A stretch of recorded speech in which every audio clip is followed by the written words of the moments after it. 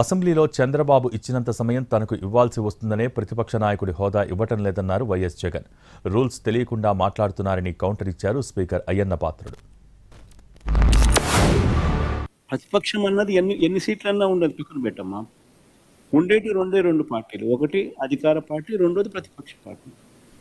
So ప్రతిపక్ష పార్టీని ప్రతిపక్ష పార్టీకి యాక్సెప్ట్ చేయడంలా. ఎందుకంటే యాక్సెప్ట్ చేస్తే ప్రతిపక్ష పార్టీకి ఒక నాయకుడు అనేవాడు ఉంటాడు కాబట్టి ఆయన ప్రతిపక్ష నాయకుడిగా యాక్సెప్ట్ చేయాల్సి వస్తుంది.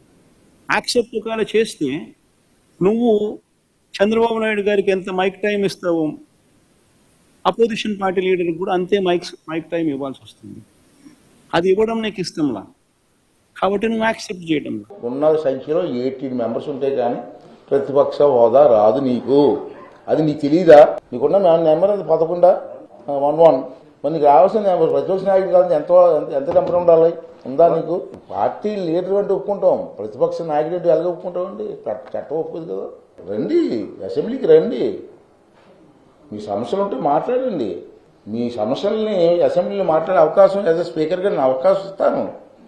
అంతేకాని రేలుపోయిన రూల్స్ అన్ని పెట్టి నాకు అవకాశం ఇవ్వండి, ప్రతిపక్ష నాయకుడు హోదా ఇవ్వండి, చంద్రబాబు నాయుడు గారు ముఖ్యమంత్రికి ఎంత టైం మాట్లాడతారో అంత టైం నాకు ఇవ్వండి అంటే ఎట్లా ఇస్తారు సార్?